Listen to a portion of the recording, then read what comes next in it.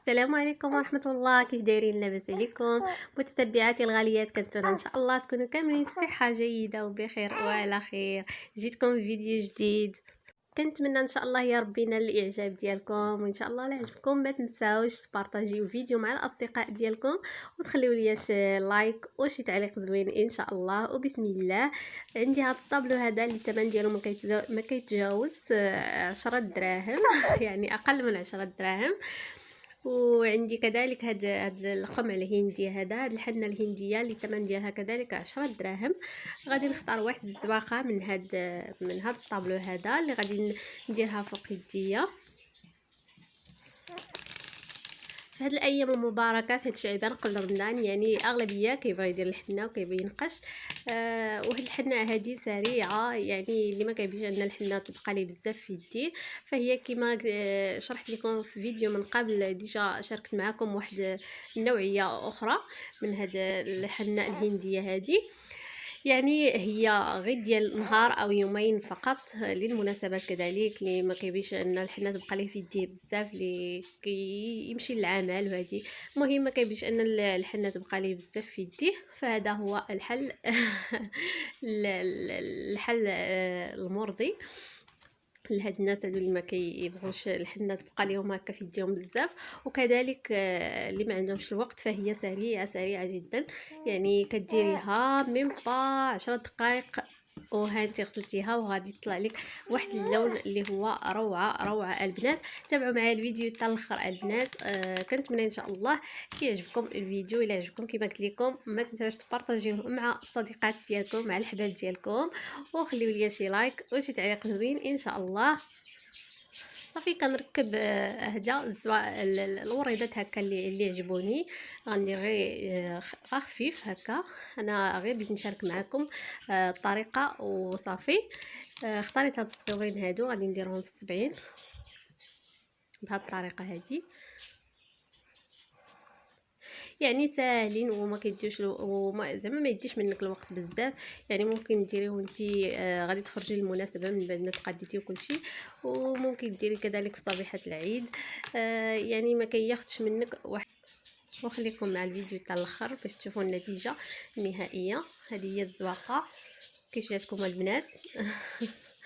كنتمنى تعجبكم.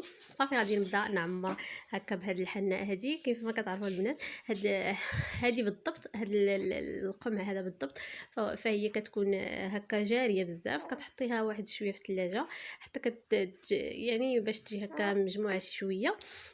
صافي كتبداي تعمري بها هاد الفراغات هادو، وتحاولي انك ما تغركيش بزاف. يعني كتضغطي غير بواحد شويه كيخرج لك واحد شويه، فهي دايره بحال الصباغه تقريبا، بحال الصباغه. يعني القوام ديالها ماشي متماسك.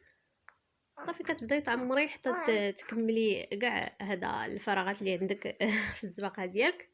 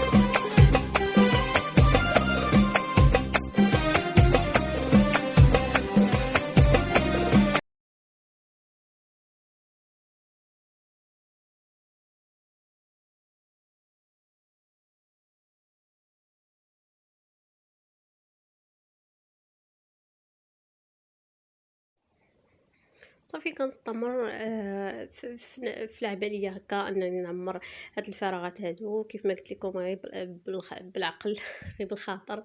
يعني ما توركيش بزاف لانها كتشد دغيا دغيا دغيا. يعني الا ساحت ليك ولا شي حاجه ساحت من شي بلاصه هكا، راه غادي يخسر لك كلشي. يعني غادي توسخ لك صبيعاتك. يعني ديري غير بشويه. وكذلك بالنسبه للساق وركوا عليها مزيان مزيان مزيان، باش هكا ما تخلطش ليكم. فانا هذه من الفوق اليد تخلطت ليا واحد شويه، غادي تشوفوها في هكا في نهايه الفيديو. صافي كنعمر الصبعين بهذه الطريقه هذه.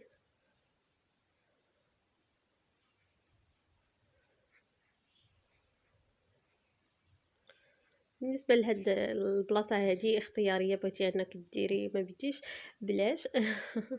انا بغيت نديرها، ندير الريوس ديال الصباع.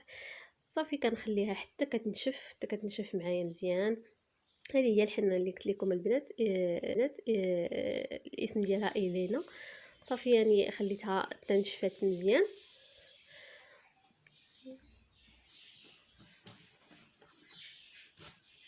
غادي ناخذ واحد الطريف تاع القطن او هكا كلينكس او اي حاجه، يعني كتنشفي به، كتنشفي به مزيان باش الا جيتي تزوليها باش ما يخسرش ليك، ما تخسرش ليك الزواقه.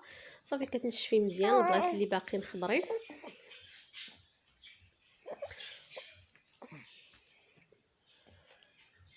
صافي كنزولوها غير بشويه، عندنا تنزولوها كامله. صافي ملي كنحيدوها كنغسلوها مباشره، يعني ما كتسنايش عليها مازال، كتغسليها مباشره. انا ديجا غسلتها معكم في بدايه الفيديو، وهذا هو الشكل ديالها ملي يلاه كتحيد. اللون ديالها صراحه كيكون روعه روعه روعه، كيحمق. زوين كيعجبني يعني. هكا الا بديتي تخرجي لشي مناسبه في اخر اللحظات ما كنتيش محنيه، فممكن الا كانت الحنه فعلا كتعجبك بزاف، راه هذا هو الحل. دغيا غادي تصاوبي، يعني دغيا غادي تحني بها. ايوا هذا هو الشكل ديالها. غنزول الصبعين كذلك. كيف ما قلت لكم تخلطت ليا واحد شويه في داك الوسط.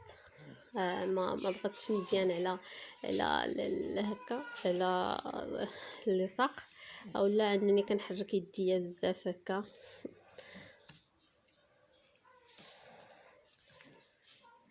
نزولوها غير بشويه.